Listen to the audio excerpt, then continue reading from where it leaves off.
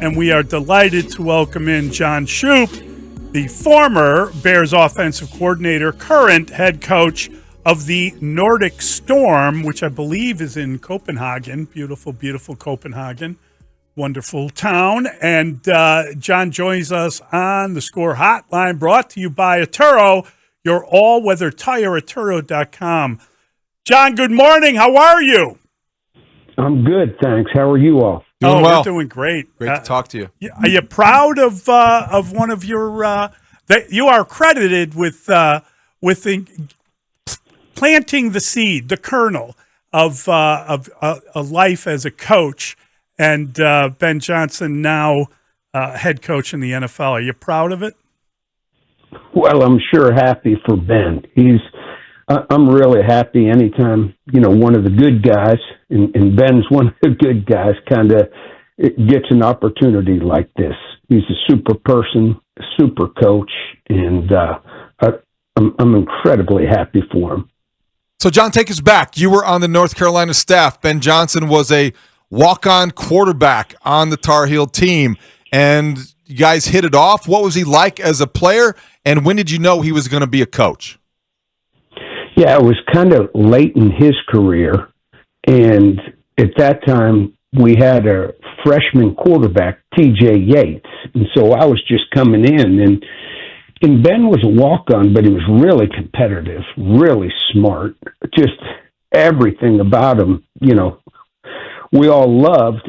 It's just we were starting a new program, we were a new staff there, and we decided, to go with T.J. Yates, which I stand behind. T.J. had a nice career in the NFL and now coaches for the Falcons. But so Ben kind of became, like a coach who was signaling. He was kind of, because at that time I was the coordinator and the quarterback's coach. And so, I think the relationship between a quarterback and the other quarterbacks in the room kind of becomes close, kind of becomes intimate. And so,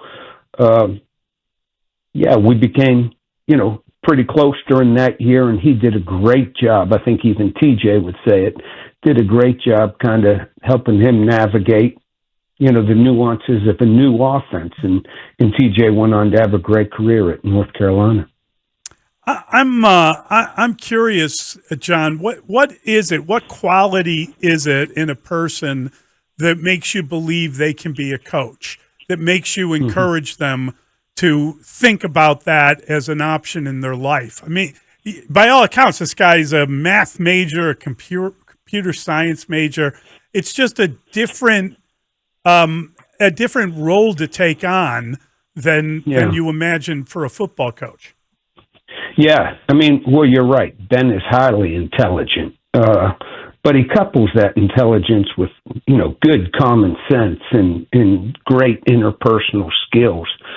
And in some ways, a coach is just a teacher. And I shouldn't say just, a coach is a teacher. And I think one of the most important traits that I look for in teachers and in coaches is an authoritative demeanor. And Ben has that. And it comes from, knowledge. It comes from deep-seated knowledge of the game of football. And so his authority, there's some coaches that, I think are a bit of a veneer. Their knowledge of football isn't as deep as maybe some people think it is. Let me tell you something. Ben Johnson knows football inside and out. He's highly intelligent. He's an incredibly hard worker, but he couples all of that with just, being a really good person, honest, hardworking. And perhaps one of the things I like, most is everything Ben has gotten has been merit-based. His family's wonderful. I live in Asheville, outside of Asheville right now, and his dad lives just down the street from me, and his sister is the assistant principal at the high school where I used to teach and my kids went. And so the whole family's wonderful, but everything Ben's achieved has been merit-based. There's no nepotism in this. And that guy's seen fire. He's seen rain in this profession. And has really worked his tail off. And so I think that's where some of his authority comes from, that people, coaches and players deeply respect.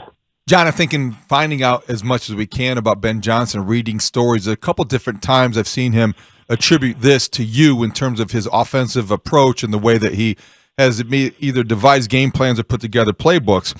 He says he learned from you this comment: you make this different look the same and the same look different. And you chuckle. Where did that originate, and why do you think he took that away from his time spent at North Carolina? Well, I think, deception and conflict of assignment and making the same things look different and different things look the same, those are all good mantras to have when you're trying to devise an offense. And, those are certainly mantras that, from 2001, Jimmy Miller and Shane Matthews would say the exact same things. And when I got to North Carolina, Ben says the exact same things. I guess that's maybe pleasing that he's using some of the same mantras, but Ben's just really taken it to a different level. And, he'd be the first one to say, had the privilege of just working with a great staff and great players there at Detroit. But he put those guys in just unbelievable positions. And, conflict of assignment, I think that Detroit has kind of become, or was over the last couple of years, as good of a play-action team as there was. I mean, they could run the ball and play-action pass down the field as well as anybody, and that's what, making the same things look different and different things look the same, that's what it is. I'm curious, John, when you watch him and you watch his offense, and he seems like a really creative guy, and they obviously were in the top 5 in scoring offense over the last 3 years, including this season when they were the highest scoring team in the league. Do you recognize some of the things he's trying to get done, or has he taken the things that you did to a different level? Well, he's certainly taken it to a different level. I mean, he has exceeded, I would argue, any play caller, of his generation. What he's done the last 3 years is just, it's spectacular. And I'll also say it was fun to watch from year 1 to 2, 2 to 3, how they improved, how they build on things. That was really, neat to watch. Of course, all coaches, not just all coaches recognize concepts. All coaches could probably call the plays, that Ben had been calling the last couple of years, but the genius or the tact, the ingenuity in it isn't just calling the plays, it's setting them up, and it is, deception, making things look the same that are different and different things look the same. And that's really what Ben has mastered. And, it's one thing to be a great game planner. And I think, I had strength as a game planner, but I don't know that I was the best play caller in the history of the world. I was good, at times, and we were good when I was at Chicago. But I think Ben's really coupling good game planning with good play calling as well. Talking with John Shoop, who was the offensive coordinator for the Bears from 2001 to 2003, Coach Ben Johnson as a quarterback at North Carolina. And John, I just wonder, have you spoken or communicated with Ben since he got the job? And given your experience in Chicago, which had some success, and you also know what it's like to be in the middle of the storm and in the eye of the storm getting criticized and dealing with that aspect, will you give him any advice before he coaches his first game here? I'm sure Ben and I will talk, at some point. Like I said, his family's right here in Asheville, and I try not to bother him during the season. I text more with his dad and his sister, as we watch every game. He and I text back and forth, but, Ben, he doesn't need any advice from me. Like I said, he's seen fire and he's seen rain, and we've texted, and we'll, I'm sure when he gets back to Western North Carolina, he and I will sit down, on my front porch or meet somewhere like we have in the past. But I'm really happy for him, and Chicago should really be pleased because he's got some mental toughness as well that will serve him well in that city. I mean, expectations are high. He knows that, and I could promise you, there's nobody that's going to call into your show that has higher expectations than Ben Johnson does, and he can handle that.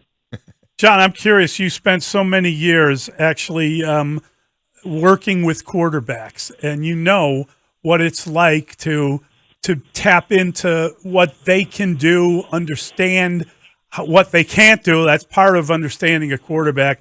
I'm curious, when you think about his relationship and what he's got in front of him with Caleb Williams, how does that work? How do you build that?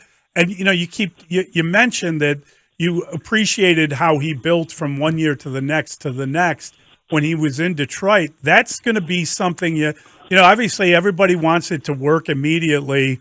I think play action will help Caleb Williams. We haven't seen much of that this year, his first in the NFL. How will their relationship help improve Caleb's ability? Yeah, so I've never met Caleb Williams, so, I can't speak to his personality, but I can tell you Ben kind of gets nuance, kind of gets relationships, and like I said, he's just so smart, but has the common sense and interpersonal skills to match. He'll figure out what Caleb needs, and he'll be that, whether it's pushing some days, pulling other days, putting an arm around you or smacking you on the butt. Ben gets it. And again, I think the thing he brings is just such authority to the position. I mean, he's had such a great deal of success. And the other thing I'll add, and I think this is important, Caleb Williams now has, from the outside looking in, again, I've never met him, but has had some tough times as well.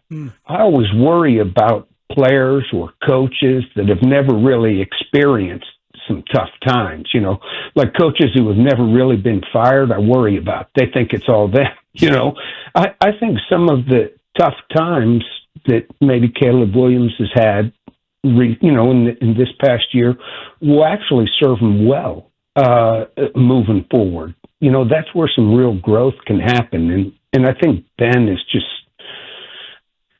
such a unique person that I think he's going to bring out the best in him. And I think Caleb could really bring out the best in Ben as well. As a fan, I mean, heck, I'm sure anxious to see it. These two guys, I think, are a formidable pair. I really do. From the outside looking in, or at least half the outside looking in, this is a formidable pair. John, not much of us in Chicago know Ben Johnson as well as you do, and so yesterday he appeared at House Hall. They sent out a clip that went viral. He was talking to the assembled all the employees at House Hall that were gathered around, and he really, I think, seized that moment, and he showed a side of him that we were curious to see. It was enthusiastic. It was energetic. He had a lot of charisma. A lot of questions exist when offensive coordinators take over as head coaches. You wonder if they can, quote-unquote, command the room. How do you think Ben Johnson will command the room? Well, like I said, everything Ben does is from authority. His knowledge of the game of football is deep.